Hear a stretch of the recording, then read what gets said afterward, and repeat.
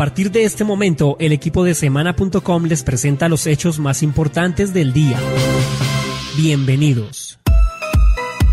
Saludamos a la audiencia que en este momento se conecta al podcast de Semana, El Diario. Yo soy Cristina Castro, directora de Semana.com, y hoy con Rodrigo Urrego, editor de política, y Astrid Suárez, periodista político, analizaremos el tema más importante del día en Colombia. Bienvenidos a los que nos escuchan en directo o en diferido a través de las plataformas Spreaker, Apple Podcast, TuneIn, iVoox y en nuestras redes sociales.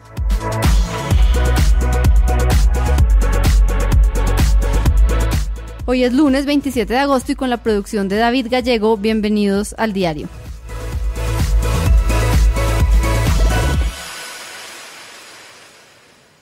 Quedará escrito que el 26 de agosto de 2018, 11 millones de colombianos fueron a las urnas para votar contra la corrupción. Aunque la consulta no alcanzó los 12 millones para ser aprobada, es la mayor votación en la historia. Más que lo que sacaron todos los presidentes, los partidos y hasta el plebiscito por la paz, un día que puede trazar un antes y un después. En Semana El Diario, la parábola del 7 veces sí, la consulta popular que hizo hito en la historia de Colombia.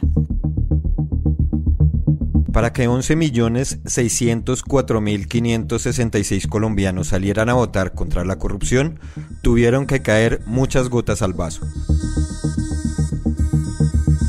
En los 80, hasta Pablo Escobar fue congresista en los años de la inmunidad parlamentaria. Un saludo muy especial para todos los deportistas.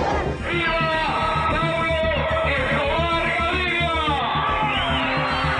Esta es la hora de vivo y marcha de Pablo Escobar Gaviria, el hombre del pueblo, el líder del pueblo, el hombre que está. En los 90, más de una decena de congresistas perdieron la investidura en el proceso 8000, y una década después, más del 30% del Congreso terminó en la cárcel por el caso de la parapolítica. Hace 8 años, los congresistas tuvieron la oportunidad de reformar la justicia, pero se dieron la licencia de cambiar la Constitución para su beneficio. Los micos de medianoche a la reforma a la justicia en el año 2012 hicieron que los colombianos poco a poco le dieran la espalda a sus representantes. Los que deberían ser los protagonistas de las páginas de la sección política también lo eran de las páginas judiciales. Los sobornos de Odebrecht, el carrusel de los hermanos Moreno, salpicaron a políticos de todos los partidos. Pero la gota que rebosó la copa se produjo a la medianoche del jueves 15 de junio de 2017.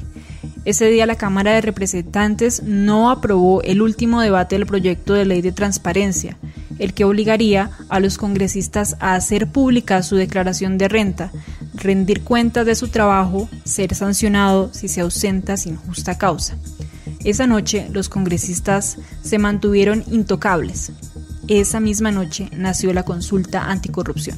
Los 7 proyectos que están contenidos en la consulta, pero no los negó con argumentación y votación, porque es normal que uno en el Congreso pierda. A mí me han hundido proyectos y pues uno sabe perder. Estos 7 proyectos, 8 veces los hundió el Congreso rompiendo el quórum, poniéndolo de 40 en el orden del día, cuando pues una orden del día solo llega hasta el punto 2 o 3, dilatando la discusión sin rendir ponencia. Cuando se hundió por 8ª vez el proyecto, yo le confieso con la lágrima que dije, entonces uno a qué viene al Congreso si no puede sacar adelante los proyectos serios que transforman el país en el sistema político, que le pone tate quieta a la corrupción y el abuso de poder. ¿Presentar un 9º proyecto de ley? Pues no, porque uno no se tropieza 9 veces con la misma piedra, 2 o 3, pero 9 no. Entonces a mi asesor Carlos Parra le dije, revisa los mecanismos de participación a ver si alguno sirve. Entonces la consulta popular nunca se había intentado porque es difícil, porque requiere la votación más alta. ¿Por qué requiere tantos votos? Para compensar precisamente que no es una ley que no tuvo 4 debates en el Congreso. Tras recoger 4 millones de firmas, la registraduría le dio validez a 3.700.000. El mandato era consultar al pueblo si quería que el Congreso adoptara medidas para combatir la corrupción. Para ello, el Senado tenía que darle su aval, y como la consulta llegó a la plenaria en plena campaña política, surgieron nuevos tropiezos. La consulta anticorrupción ha debido hacerse en marzo, cuando se adelantaron las demás consultas para elegir candidato presidencial y las elecciones al Congreso. Como Claudia López era fórmula de Sergio Fajardo, aceptó aplazarla hasta después de las elecciones presidenciales. Solo tuvo un paso, que es el aval, que todos lo vimos el 5 de junio, primer punto del orden del día, homenaje a Roberto Gerlain por sus 52 años de senador, segundo punto la consulta, por unanimidad 86 senadores a favor y 0 en contra, aprobaron la consulta. Es más, exigieron y pusieron como condición para realizarla que se hiciera después de segunda vuelta. Por eso estamos aquí hoy en agosto. Todo el semestre pasado tuvimos elecciones, nosotros queríamos que se hubiese hecho el día anterior a segunda vuelta. La ley de participación es la que prohíbe que una consulta, un referendo se haga el mismo día de elecciones. Entonces miren el desnivel, la desigualdad. A los políticos sí pueden hacer consulta, por ejemplo presidencial en marzo, la de la derecha, Duque, Marta Lucía Ordóñez, o la de izquierda, Petro y Caicedo, el mismo día que había 20 millones de personas en la calle, era poner una caja adicional y la gente veía cuál votaba. En cambio esto, no, si es ciudadano es prohibido porque eso perturba las elecciones, tiene que hacerse un día distinto. El 5 de junio, 82 senadores votaron para autorizar la consulta, uno de ellos Álvaro Uribe Vélez, que 2 meses después dijo no a la consulta.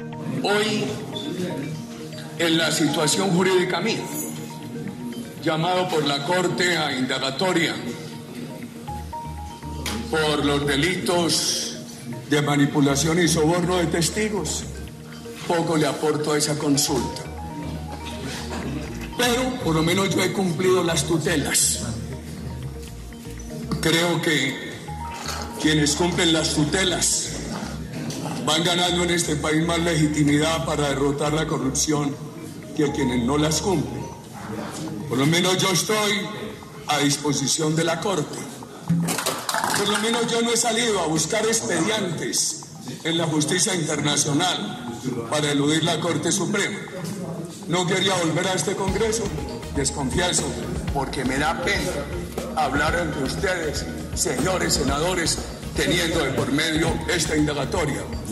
Si hay alguna persona que tiene toda la transparencia y la legitimidad para proponerle a los colombianos una legislación anticorrupción, es el presidente Iván Duque. Y como yo también suelo decir en privado, lo mismo que sostengo en público, anoche en una reunión privada que sin ética le interfirió una periodista, hice algún comentario sobre esa consulta negativo. ¿Por qué? Porque les tengo que decir a ustedes con toda claridad, yo hoy prefiero e invito a que este Congreso tramite con agilidad las normas mucho más completas y que tienen toda la legitimidad por la personalidad que las presenta, que llegan aquí, creo que ya la ministra estaba radicando un proyecto, que llegan aquí en la autoría o por la autoría del nuevo presidente Iván Duque. Voy a ejercer mi derecho de decir que prefiero apoyar esa legislación. Gracias, señor presidente. Hasta que llegó el día. Así es, hoy es el día, llegó, 1000 gracias a los 4 millones de colombianos que con su firma hicieron posible esta consulta anticorrupción, al gobierno nacional, a la registraduría, al presidente Duque, a los millones de colombianos que ya han votado en todo Colombia. En Bogotá, por ejemplo, amaneció lloviendo, amaneció frío, pero San Pedro también está con la consulta anticorrupción. Hoy votamos por Colombia, hoy no votamos por un partido, hoy no votamos por una persona. La consulta debía superar un exigente umbral de 12.143.000 votos, que parecían no haber. En las horas de la mañana, la soledad de las urnas era evidente. Poca gente había acudido a votar. En este momento tenemos más o menos el 30-40% de la votación ya en la mesa, y eso digamos que nos hace sentir un poco reconfortados porque viene la gente, pero de a poquitos, durante cierto tiempo. Las urnas se cerraron a las 4 de la tarde y a medida que se conocían los boletines de la registraduría, la sorpresa fue total. La consulta por la que pocos apostaban apenas quedó a 400.000 votos de superar el umbral. Casi la tercera parte del censo electoral había votado la consulta anticorrupción.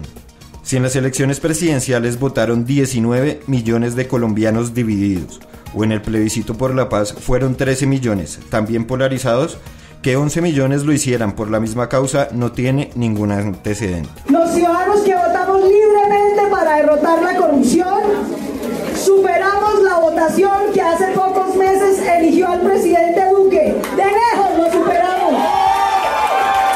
De lejos. Superamos la votación que tuvo el sí o el no en el plebiscito por la paz en el 2016. Y de lejos, casi duplicamos a la votación del referendo presidencial en el año 2003. Hoy con mucho orgullo hemos superado también de lejos a la única iniciativa ciudadana comparable a la consulta anticorrupción, que fue la séptima papeleta. La consulta anticorrupción es hija de la séptima papeleta, que obtuvo en su momento 2.800.000 votos, el 19% de la votación de entonces. La consulta provocó el estreno en alocución en televisión del presidente Iván Duque. El primer mensaje del presidente a los colombianos fue el de atender el llamado de los ciudadanos y se comprometió a sumarse a la causa de luchar contra la corrupción. Sin importar los resultados de hoy, quedó claro que Colombia no aguanta más corrupción. Estos 11 millones de colombianos que votamos, que salimos a las urnas, enviamos un sonoro mensaje de rechazo al permanente saqueo de los recursos públicos.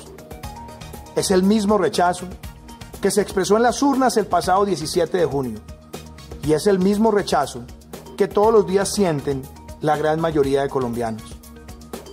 Porque la lucha contra la corrupción no tiene tinte ni color político. La lucha contra la corrupción no tiene partido ni ideologías. La lucha contra la corrupción es un deber moral que nos corresponde a todos y todos debemos contribuir.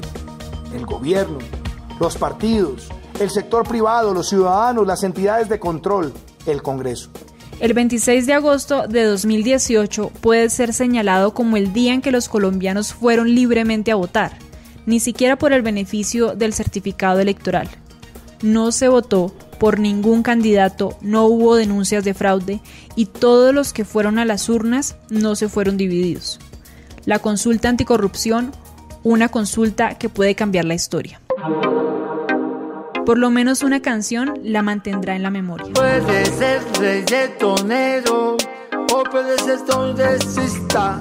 Si improvisa es ordinario, tira letras con veneno.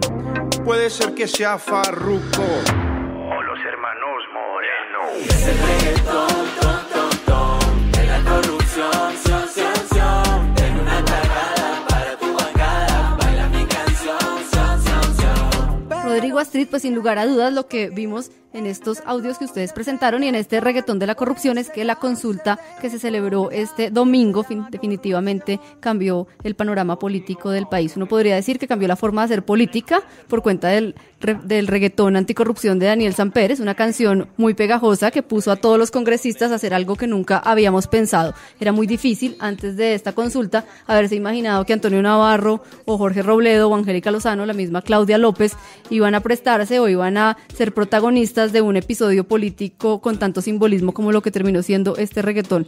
Por otro lado, también cambió la política en el sentido de que el poder de la ciudadanía se expresó por primera vez de una forma masiva y muy mayoritaria en las urnas. Se podría decir que, como bien hablábamos, Rodrigo, al comienzo de este podcast, es una votación sin precedentes en términos numéricos y que, a pesar de que no pasó, sí generó un hito en la forma como se realizan las elecciones y seguramente dará mucho de qué hablar en la forma como vendrán las elecciones del año entrante. Y por último, creo que también pues esta consulta, Rodrigo, genera un rompimiento quizás definitivo entre Álvaro Uribe e Iván Duque. Iván Duque tiene un futuro muy difícil frente a esta consulta porque tendrá que pues aceptar el mandato popular y muy seguramente tendrá que recibir, como bien dijo hoy Claudia López, a todos los promotores de esta consulta y empezar a cumplir sus mandatos. Eso seguramente será un tema muy difícil de perdonar para Álvaro Uribe, quien ve tanto en López como en Gustavo Petro a sus más difíciles y quizás odiados enemigos políticos. Lo que viene para la consulta, en todo caso, pues es apenas un camino. Se podría decir que este 26 de agosto